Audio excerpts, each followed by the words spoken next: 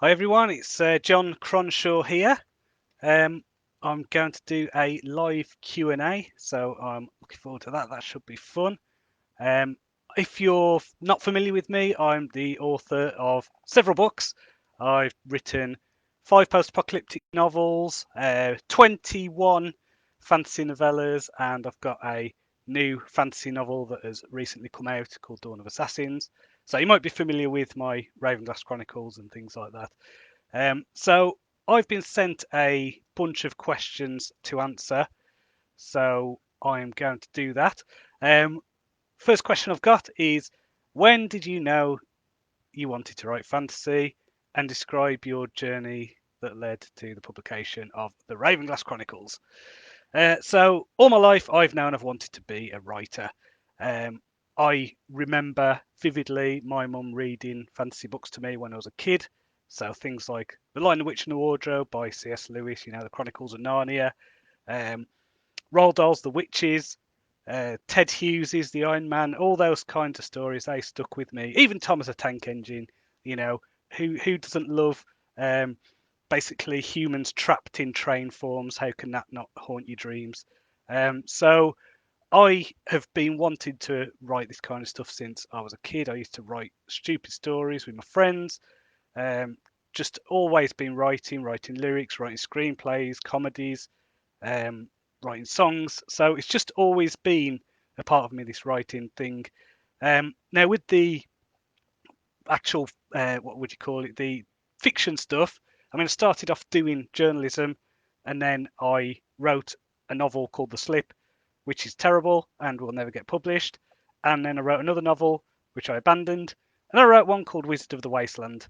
Now, this was a post-apocalyptic novel, but because I love fantasy so much, it's basically a kind of secondary world, maybe. There's a lot of stuff in there that is kind of building on fantasy tropes. It's got the kind of hero's journey thing. So I wrote 4 books in that series. I wrote a couple of game lit novels, and these were more of just a meditation on disability. These were kind of books I had to write, if you know what I mean. And then the fantasy stuff. So I'm basically writing in a world that I've been creating for, I don't know, it must be more than a decade now. So this is the Ravenglass universe, and obviously I've written the Ravenglass Chronicles. That's complete. That's a 21 novella epic series. It's huge. It'll take you ages to read. And I've also written the first spin-off in that world, which is called Dawn of Assassins. Look at that cover, isn't it awesome?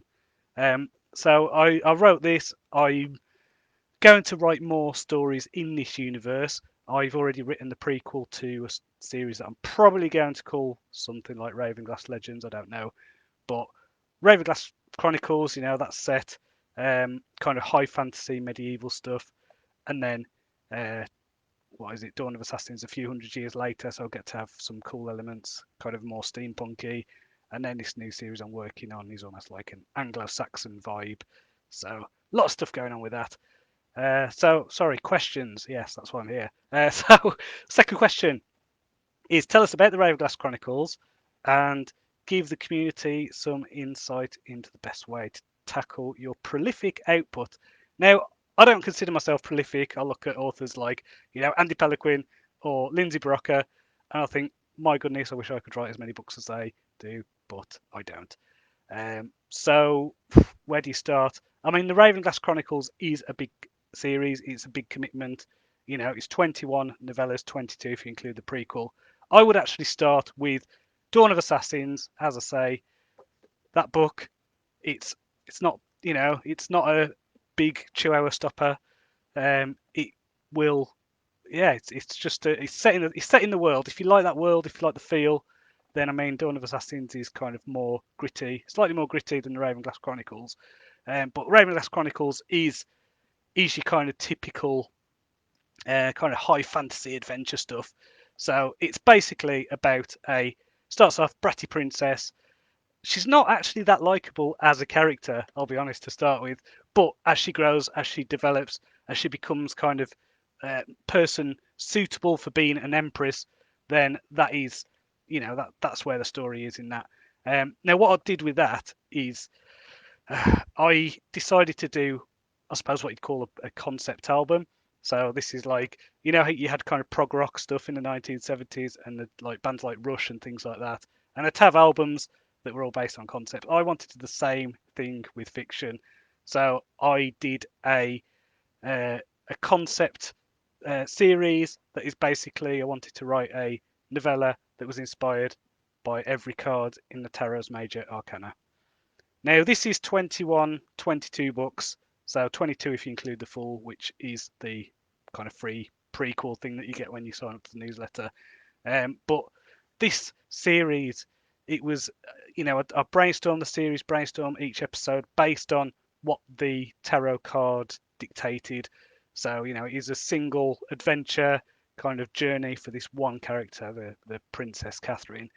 But it goes kind of, it went all over the place with the story. But when you kind of go up and look down on it, it works as a kind of hero's journey structure. So I'm really pleased with just the kind of how that worked with the tarot.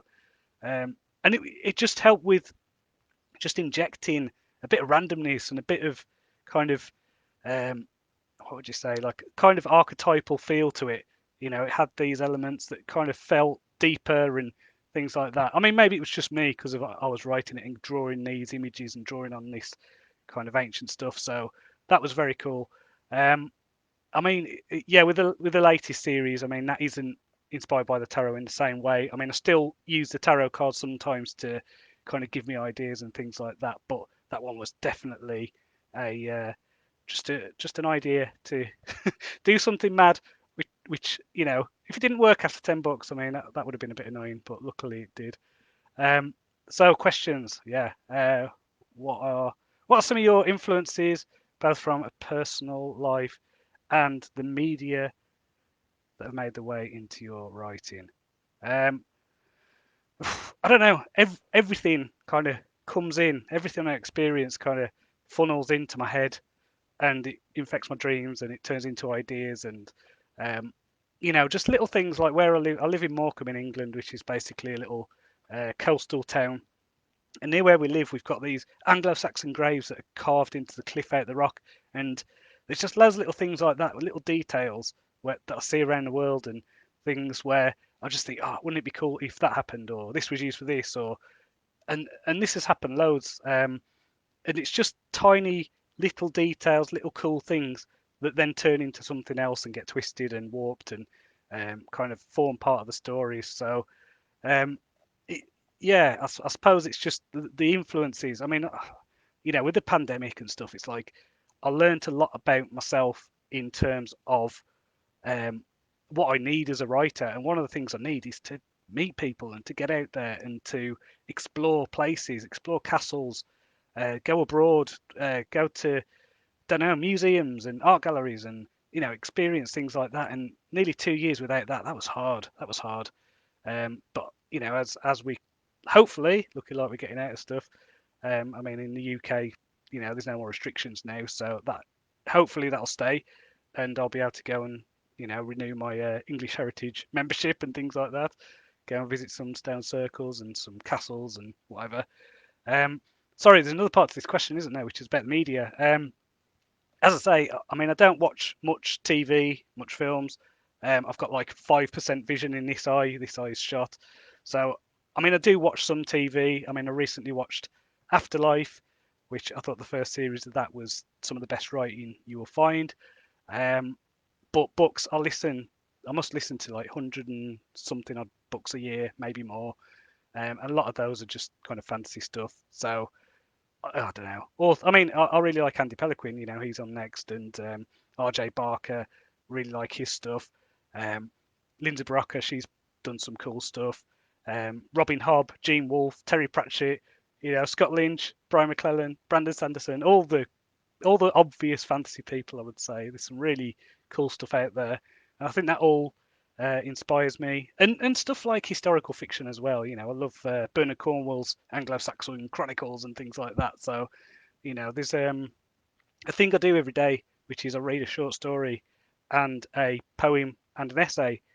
And with the short stories, I mainly read fantasy for novels and things like that. But for the short stories, I'll try and read stuff from the New Yorker, so literary stuff, or I'll read horror, I'll read fantasy, sci-fi, mystery, I just kind of have a lot of ideas coming in from all these different genres. So that is very cool. Okay, so next question. Um, who who has been your favourite character to write in the series and why? Which character has been challenging for to write and why? Okay, so the favourite character at the moment is Lev. So Lev is in my Dawn of Assassins series. Um, he's just a lot of fun to write. He's like an amalgamation of some of my friends. He's just into banter, but he's also got that kind of, I grew up on a council estate in the Midlands, which is, it's a bit of a rough area, a lot of deprivation, a lot of drug addiction, a lot of unemployment, and there were, I don't know what you'd call them, like geezers, gangsters, uh, people who'd walk around thinking they were the cock of the walk, and I kind of based that character loosely on those kind of people. And I really like his dialogue. I really like his motivations. I like how in the second book that I'm writing at the moment, there's actually more layers to his character that are coming out. So that's pretty cool. Um, a character which is most challenging for me to write. I don't know about that one because I like to write characters I like, and this might, every character I write, if I find them challenging or boring or something like that, then they just get jettisoned. Um, I don't know. That's a hard one. The I did write. I mean, I mentioned it. This game lit series, which was about coming to terms with blindness. So, I'm going blind. I've got a condition called retinitis pigmentosa, and the main character in that series, he's going. Well, he's basically gone through the same thing. He's lost his sight, and writing the real world scenes in that where you had person coming to terms with blindness, dealing with people, dealing with the kind of societal stuff. That was really hard. That was really raw, and there were a lot of like real emotions in that. So I think that was the most challenging thing I wrote in terms of just being a bit close to the bone character wise. Because he's not me, but there's a lot of what would you say, just kind of similar issues and similar kind of views on disability and the treatment of disabled people in British society and things like that. So, it was cathartic. It was a book that I felt like I needed to write. I mean, granted, it doesn't sell very well when you do something that is a bit of a mashup of genres and a bit of an obscure subject, but it's one of those ones where, you know, it was challenging, but it was definitely worth doing. So next question, what's next for you? Describe some of your plans for the coming year. Okay, so I'm writing Trial of Thieves, which is book 2 of the Dawn of Assassins series. I'm about halfway through that, and because of the way I write, I'm, I am halfway through that book. So I do a method called cycling, which is basically I write the scene, I rewrite the scene, I proofread the scene, and then it's pretty much ready to go to the editor. So I'm working on that. I should have that done hopefully by Easter. That's my ambition. I've just written, well, in fact, my editor has just sent it back to me, which is a prequel to a new series, which I'm calling Ravenglass Legends. So this is set, I don't know, about 800 years before the events of the Ravenglass Chronicles. So it's going to show how a lot of the stuff in the Ravenglass Chronicles gets started. So it's got, the Empire arriving on the shores. It's got the formation of the Guardians and things like that. So there's a lot of cool stuff in there. And there's also a character who appears in the Ravenglass Chronicles who is also going to appear in that as a significant role, which I'm looking forward to because he's one of my favourite characters to write. So where are we at? Yeah. Yeah, I suppose that is it. I've also been doing a lot of stuff on the side, building a kind of second business podcast thing. So I really want to help indie authors. So I've launched a thing called Indie Author Mastermind. It's just in the kind of early stages at the moment, but it is basically podcast, video series, that kind of thing. I've been doing this full time since 2017, and I know a lot about how to make a sustainable full time income from writing. So I want to share that, and it's not going to be me charging £800 for a course. It's going to be me sharing information and hopefully bringing people along with me on that ride. So that should be good, hopefully. We shall see. So, final question. What advice would you offer to a new and aspiring writers? I'd say if you're writing stuff, stop calling yourself an aspiring writer. You know, write. That's the main thing. The key, I think, to what would you say? Yeah, I think there's a lot of advice. I think there's a lot of people with a lot of advice in writing, a lot of rules in writing, and they've all been broken, and they've all been broken well, and everyone does things differently. So, what can I give? I mean, I suppose the main one, the one that does go against a lot of the stuff that you hear in creative writing classes and things like that is, you know, story is king. Story is king. Above everything else, story. Your writing can be mediocre on a sentence level, but if you can tell a good story, then that is how you're going to succeed. I'm sure there's a lot of authors you can think of who've done really well, who've sold a lot of books, maybe involving bondage and billionaires, and let's just say their prose isn't the best, but they tell a story that hooks readers. Um, there's an author who wrote a series of books about an archaeological mysteries.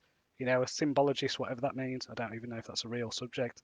Um, but those books, they're not great writing, but my goodness, they drag you through, and they're just a good story, good read.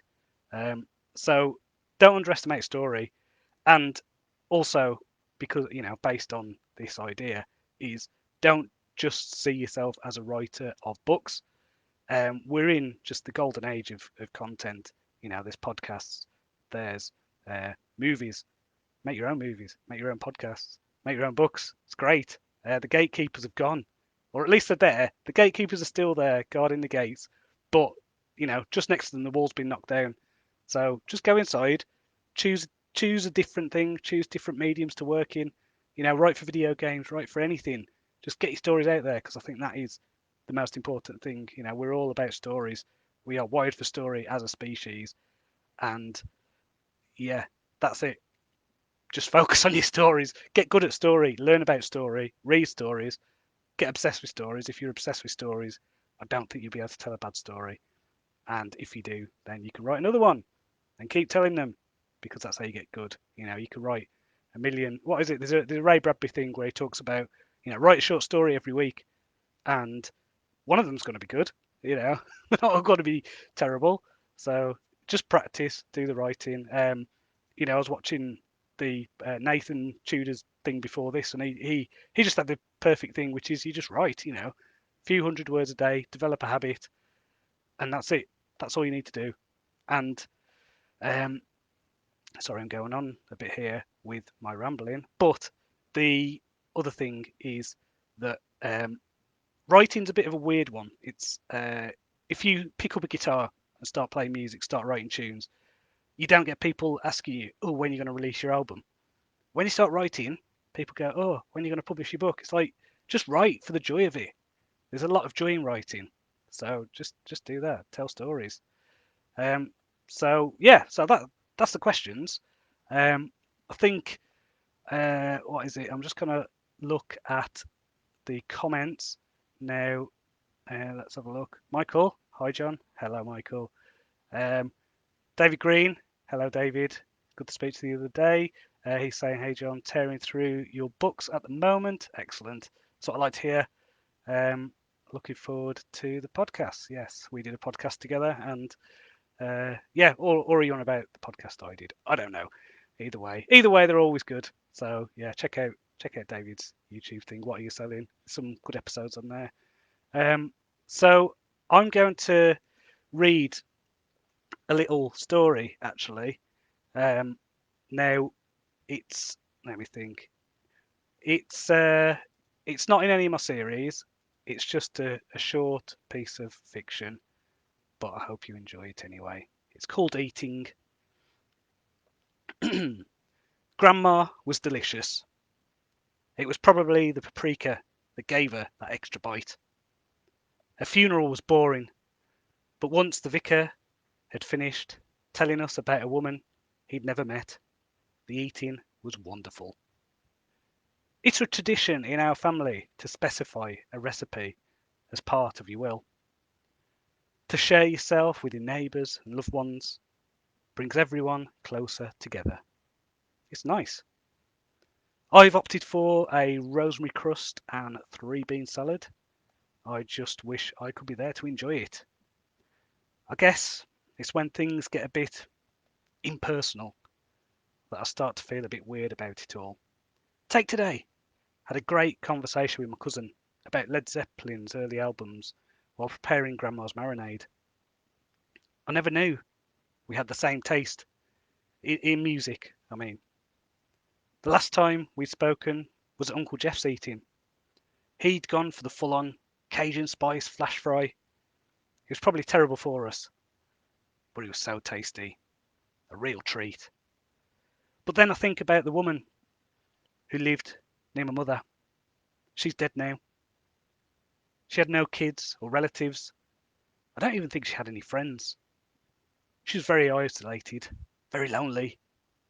It was very sad. And once the pathologist was done bagging and tagging, her body was sent in small parcels to local food banks to feed the poor. Now, let me be clear.